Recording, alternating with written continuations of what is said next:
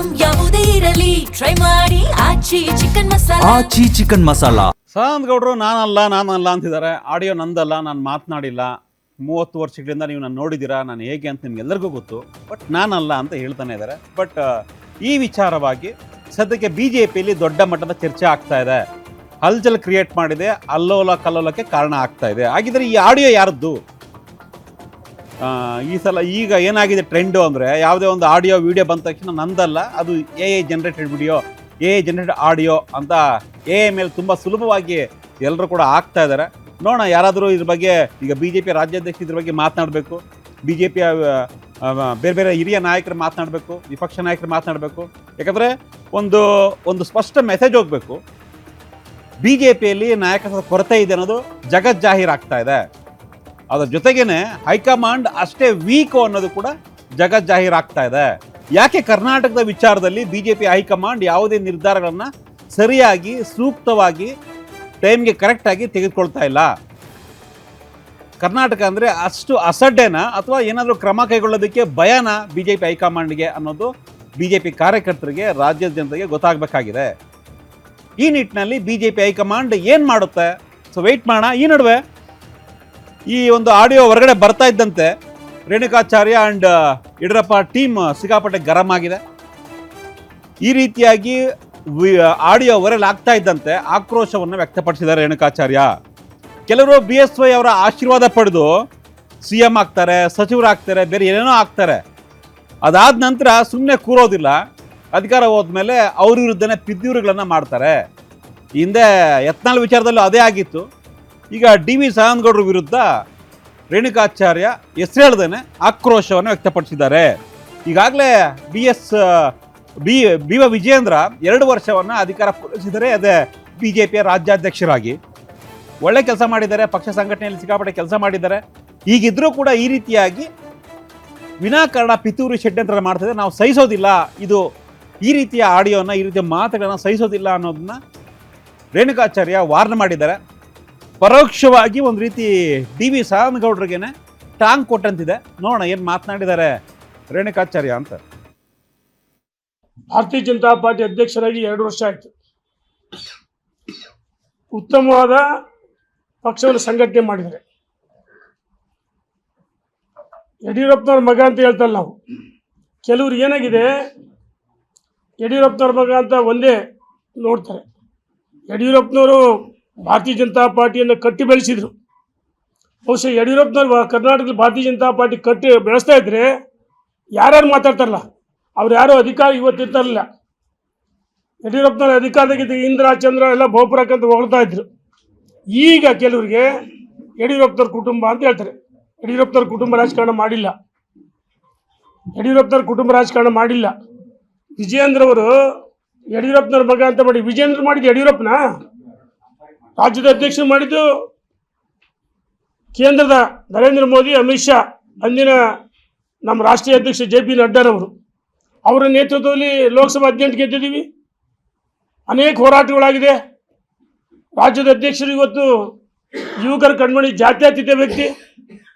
ನಾವು ಹೇಳ್ತಾ ಇದ್ದೀವಿ, ಮೊನ್ನೆ ಕೆಲವರು ಅನಗತ್ಯವಾಗಿ ವಿಜಯೇಂದ್ರ ಅವರಿಗೆ ಭಾರತೀಯ ಜನತಾ ಪಾರ್ಟಿ ಕೆಟ್ಟ ಸರಿಬೇಕಂದ್ರೆ ಅಡ್ಡ ಮತದಾನ ಮಾಡಿದ್ದು.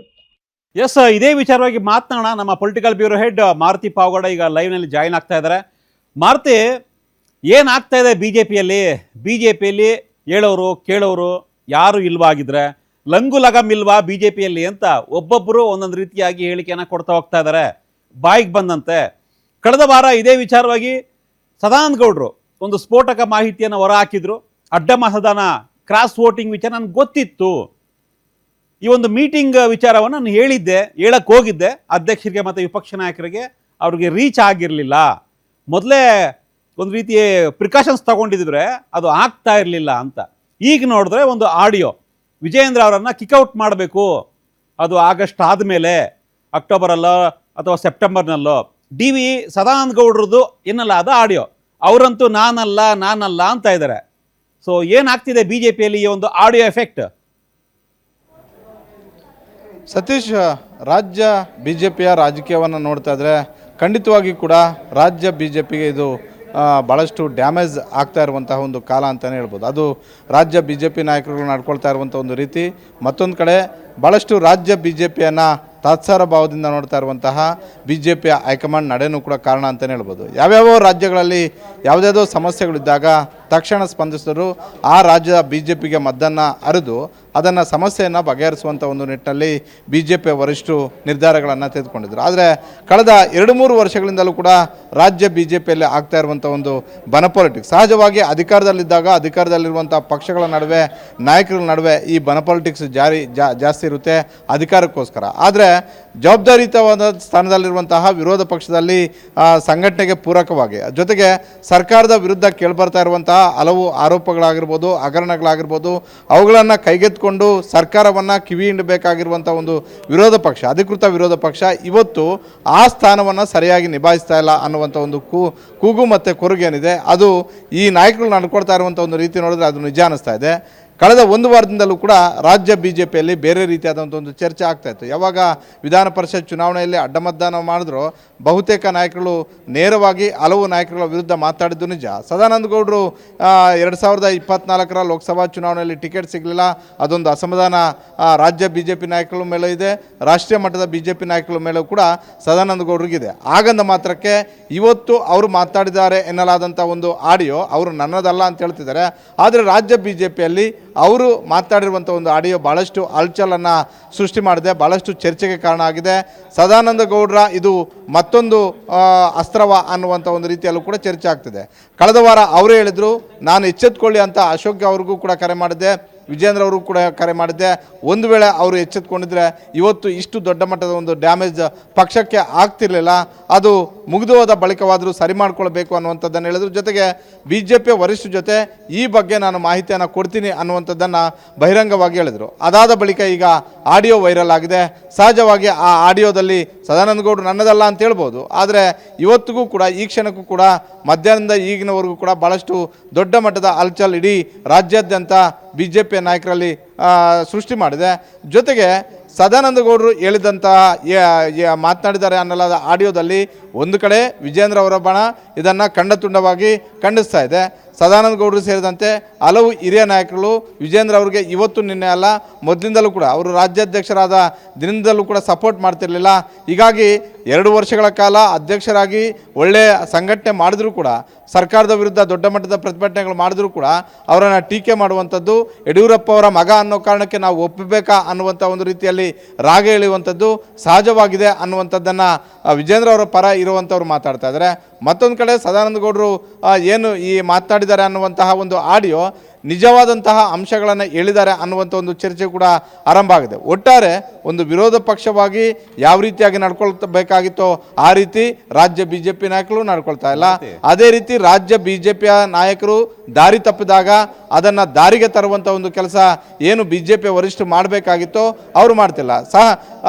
ದಕ್ಷಿಣ ಭಾರತದಲ್ಲಿ ಕರ್ನಾಟಕ ಬಿಟ್ಟರೆ ಬೇರೆ ರಾಜ್ಯದಲ್ಲಿ ಉಸಿರುಗಟ್ಟುವಂತಹ ರಾಜಕೀಯ ವಾತಾವರಣ ಬಿ ಜೆ ಪಿಗಿದ್ದರೂ ಕೂಡ ರಾಷ್ಟ್ರೀಯ ಬಿ ಜೆ ಪಿ ನಾಯಕರು ಅದೇನೋ ಗೊತ್ತಿಲ್ಲ, ಯಾವುದಾದ್ರೂ ಒಂದು ಚುನಾವಣೆಯನ್ನು ಕೇವಲ ನಾವು 100 ದಿನದಲ್ಲಿ ಮಾಡ್ತೀವಿ, 6 ತಿಂಗಳಲ್ಲಿ ಮಾಡಿ ಮುಗಿಸ್ತೀವಿ ಅನ್ನುವಂಥ ಒಂದು ರೀತಿಯಲ್ಲಿ ಯೋಚನೆಯಲ್ಲಿದ್ದಾರೆ ಏನೋ ಗೊತ್ತಿಲ್ಲ. ಯಾಕಂತ ಹೇಳಿದ್ರೆ ಅಮಿತ್ ಶಾ, ಮೋದಿ, ನಡ್ಡಾ ಅವರು ಏನಾದರೂ ಟಾರ್ಗೆಟ್ ಮಾಡಿದ್ರೆ ಬಹಳಷ್ಟು ರಾಜ್ಯಗಳ ಚುನಾವಣೆಗಳಲ್ಲಿ 1 ವರ್ಷದಲ್ಲಿ ರಿಸಲ್ಟನ್ನು ತಗೊಂಡಿದ್ದಾರೆ, 6 ತಿಂಗಳಲ್ಲಿ ಫಲಿತಾಂಶ ತಗೊಂಡಿದ್ದಾರೆ, 3 ತಿಂಗಳಲ್ಲೂ ಕೂಡ ಫಲಿತಾಂಶಗಳನ್ನು ತಗೊಂಡಿರುವಂಥದ್ದನ್ನು ನಾವು ನೋಡಿದ್ವಿ. ಆದರೆ ಅದು ಕರ್ನಾಟಕಕ್ಕೆ ಅನ್ವಯಿಸೋದಿಲ್ಲ. ಕರ್ನಾಟಕ ಕಾಂಗ್ರೆಸ್ ಅಷ್ಟು ವೀಕ್ ಆಗಿಲ್ಲ.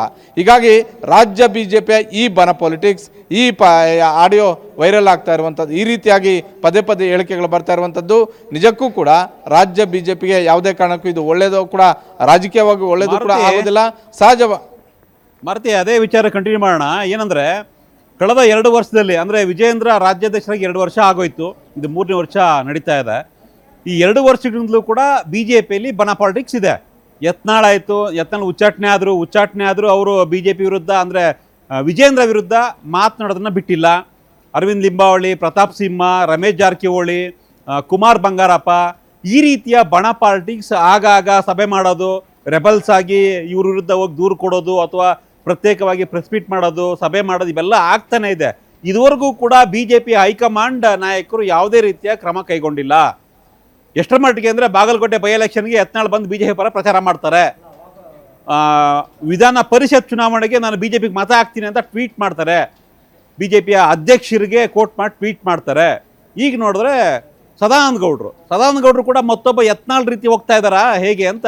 ಅಂದರೆ ಈ ಕಡಿವಾಣ ಇಲ್ವಾ ಬಿ ಜೆ ಪಿಯ ಈ ಒಂದು ರೆಬಲ್ಗೆ? ಬಾಯಿಗೆ ಬಂದಂಗೆ ಮಾತನಾಡೋದು, ಇಷ್ಟ ಬಂದಂತೆ ವರ್ತನೆ ಮಾಡೋದು, ಯಾರು ನಮಗೆ ಲೀಡರ್ಸ್ ಇಲ್ಲ ಅನ್ನೋ ರೀತಿಯಾಗಿ ಮಾತನಾಡೋದು.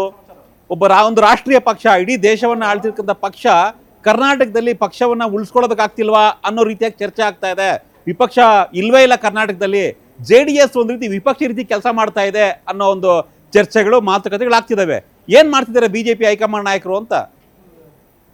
ಇಲ್ಲ, ಬಿ ಜೆ ಪಿಯ ಹೈಕಮಾಂಡ್ ನಾಯಕರು ಪ್ರತಿ ವಿಚಾರದಲ್ಲೂ ಕೂಡ ನೆಗ್ಲೆಕ್ಟ್ ಮಾಡಿರುವಂಥದ್ದು ನಿಜ. ಇವತ್ತು ರಾಜ್ಯ ಬಿ ಜೆ ಪಿಯಲ್ಲಿ ಇಷ್ಟು ದೊಡ್ಡ ಮಟ್ಟದ ಬನ ಪಾಲಿಟಿಕ್ಸ್, ಒಂದು ಕಾಲದಲ್ಲಿ ಯಡಿಯೂರಪ್ಪ ಮತ್ತು ಅನಂತಕುಮಾರ್ ಅಂತ ಘಟಾನುಘಟಿಗಳು ಇರಬೇಕಾದ್ರೆ ಇಷ್ಟು ಸಮಸ್ಯೆಗಳು ಆಗಿರಲಿಲ್ಲ. ಅವ್ರದ್ದೇನೇ ಏನೇ ಅಲ್ಪ ಸ್ವಲ್ಪ ಅಸಮಾಧಾನ, ಅಪಸ್ವರ, ಭಿನ್ನಾಭಿಪ್ರಾಯಗಳಿದ್ದರೂ ಕೂಡ ಅದು ಪಕ್ಷದ ಒಳಗಡೆ ಇರ್ತಿತ್ತೆ ಬಿಟ್ಟು ಪಕ್ಷದ ಆಂತರಿಕ ವಿಚಾರಗಳನ್ನು ಯಾವತ್ತೂ ಕೂಡ ಹೊರಗಡೆಗೆ ತರ್ತಿರಲಿಲ್ಲ. ಆದರೆ ಇವತ್ತೇನಾಗ್ತಿದೆ, ಅದು ಕೋರ್ ಕಮಿಟಿ ವಿಚಾರ ಆಗಿರ್ಬೋದು, ರಾಜ್ಯ BJP ಘಟಕದಲ್ಲಾಗುವಂತಹ ಸಭೆಗಳ ವಿಚಾರಗಳಲ್ಲಾಗಿರ್ಬೋದು, ರಾಜ್ಯ BJP ನಾಯಕರುಗಳು ಯಾವುದೋ ಒಂದು ದೂರವಾಣಿಯಲ್ಲಿ ಮಾತಾಡಿದಂತಹ ವಿಚಾರಗಳಾಗಿರ್ಬೋದು, ಭಾಳಷ್ಟು ಹೊರಗಡೆಗೆ ಬರ್ತಾ ಇದ್ದಾವೆ. ಈ ವಿಚಾರದಲ್ಲಿ ಅವತ್ತಿನ BJPಗೂ ಇವತ್ತಿನ ರಾಜ್ಯ BJPಗೂ ಭಾಳಷ್ಟು ವ್ಯತ್ಯಾಸಗಳಿದ್ದಾವೆ. ಅದೇ ರೀತಿ BJPಯ ಹೈಕಮಾಂಡ್ 2014ಕ್ಕೂ ಮೊದಲಿದ್ದಂತಹ BJPಯ ವರಿಷ್ಠ ಸಂಪ್ರದಾಯ, BJPಯ ಹೈಕಮಾಂಡ್ 2014ರ ಬಳಿಕ ಇರುವಂತಹ BJPಯ ಹೈಕಮಾಂಡ್ಗೂ ಭಾಳಷ್ಟು ವ್ಯತ್ಯಾಸಗಳಿದ್ದಾವೆ. ಅದು ಹಲವು ರಾಜ್ಯಗಳಲ್ಲಿ ಇದು ಸಾಬೀತು ಕೂಡ ಆಗಿದೆ. ಆದರೆ ಅದ್ಯಾಕೋ ಅದು ಕರ್ನಾಟಕಕ್ಕೆ ಅದು ಆ ರೀತಿಯಾಗಿ ಆಗ್ತಿಲ್ಲ. ಕರ್ನಾಟಕದಲ್ಲಿ ಉಲ್ಟಾ ಇದೆ. ಕರ್ನಾಟಕ ಕಾಂಗ್ರೆಸ್ಸು ಭಾಳಷ್ಟು ಎಡವಟ್ಟುಗಳನ್ನು ಮಾಡ್ತಾ ಇದೆ, ಭಾಳಷ್ಟು ತಪ್ಪುದಾರಿಗೆ ಹೋಗ್ತಾ ಇದೆ. ಇದನ್ನು ಸರಿ ಮಾಡಬೇಕಾಗಿರುವಂಥ ಒಂದು ಕೆಲಸ BJPಯ ಹೈಕಮಾಂಡ್ದಾಗಿತ್ತು. ಅದನ್ನು ಎಷ್ಟು ಸೀರಿಯಸ್ ಆಗಿ ತಗೋಬೇಕಾಗಿತ್ತೋ ಅಷ್ಟು ಸೀರಿಯಸ್ ಆಗಿ BJPಯ ವರಿಷ್ಠರು ತೆಗೆದುಕೊಳ್ಳಿಲ್ಲ. ಒಂದು ವೇಳೆ ಆ ಸೀರಿಯಸ್ನೆಸ್ ಬೇರೆ ರಾಜ್ಯಗಳಾದಂತಹ ಅಷ್ಟೇ ಸೀರಿಯಸ್ನೆಸ್ ಆಗಿ ಕಾಂಗ್ರೆಸ್ ರಾಜ್ಯ BJPಯಲ್ಲೂ ಕೂಡ ತೆಗೆದುಕೊಂಡಿದ್ದೆ ಆದರೆ ಈ ಸಮಸ್ಯೆ ಭಾಳಷ್ಟು ದೊಡ್ಡ ಮಟ್ಟದ್ದಾಗಿ ಬೆಳೀತಾ ಇರಲಿಲ್ಲ. ಹೀಗಾಗಿ ಒಂದು ವಿಚಾರ, ನೀವೇನು ಯತ್ನಾಳು ಮತ್ತು ಸದಾನಂದ ಗೌಡರಿಗೆ ಹೋಲಿಕೆ ಮಾಡಿ ಹೇಳಿದ್ರಿ, ಆದರೆ ಯತ್ನಾಳು ಮತ್ತು ಸದಾನಂದ ಗೌಡರನ್ನ ನಾವು ಒಂದೇ ತಗಟಕ್ಕೆ ಆಗೋದಕ್ಕೆ ಬರೋದಿಲ್ಲ.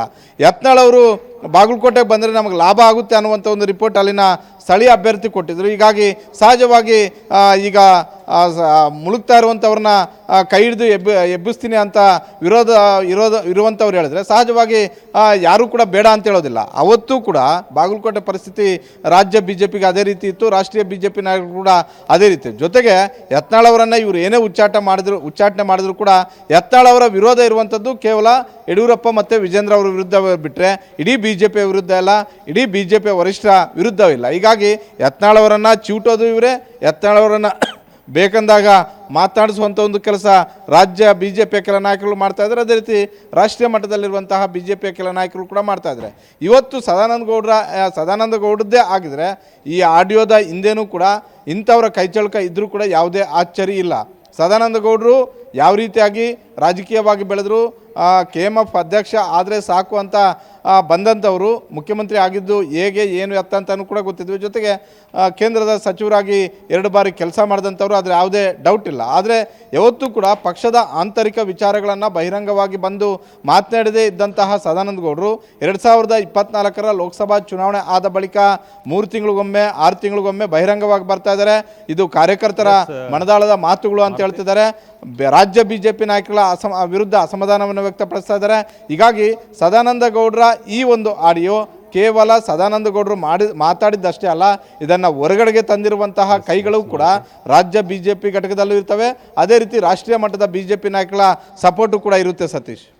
ಎಸ್ ಮಾರುತಿ, ಥ್ಯಾಂಕ್ ಯು ನಿಮ್ಮ ವಿಶ್ಲೇಷಣೆಗಾಗಿ. ನೋಡೋಣ BJPಯ ಹೈಕಮಾಂಡ್ ಈ ವಿಚಾರದಲ್ಲಿ ಏನೆಲ್ಲ ಮುಂದೆ ಯಾವ ಥರ ಸ್ಟೆಪ್ ತಗೊಬೋದು, ಕ್ರಮ ಕೈಗೊಳ್ಳುತ್ತಾ ಅಥವಾ DV ಸದಾನಂದ ಗೌಡ್ರದೇ ಆಡಿಯೋ ಅನ್ನೋದನ್ನ ಕನ್ಫರ್ಮ್ ಮಾಡುತ್ತಾ ಗೊತ್ತಿಲ್ಲ. ಬಟ್ ಒಂದಂತೂ ಸ್ಪಷ್ಟ ಆಗ್ತಾ ಇದೆ, ವಿಜೇಂದ್ರ ವಿರುದ್ಧ ಪಿತೂರಿ ಅಂತೂ ಆಗ್ತಾ ಇದೆಯಾ, ಇದು ಮಾಡಿದ್ಯಾರು, ಮಾಡ್ತಿರೋದು ಯಾರು? ಯಾಕಂದರೆ 2 ವರ್ಷ ಆಗೋಯ್ತು. ಇನ್ನೆಷ್ಟು ಜನ ಉಳಿತಾರೆ, ಅವರು ರಾಜ್ಯಾಧ್ಯಕ್ಷರಾಗಿ ಕಂಟಿನ್ಯೂ ಆಗ್ತಾರಾ ಇಲ್ವಾ ಅಂತ ಇದೆಲ್ಲದಕ್ಕೂ ಕೂಡ BJPಯ ಹೈಕಮಾಂಡ್ ಬಹುಬೇಗ ನಿರೀಕ್ಷೆ ಇದೆ ಉತ್ತರ ಕೊಡುತ್ತೆ ಅಂತ.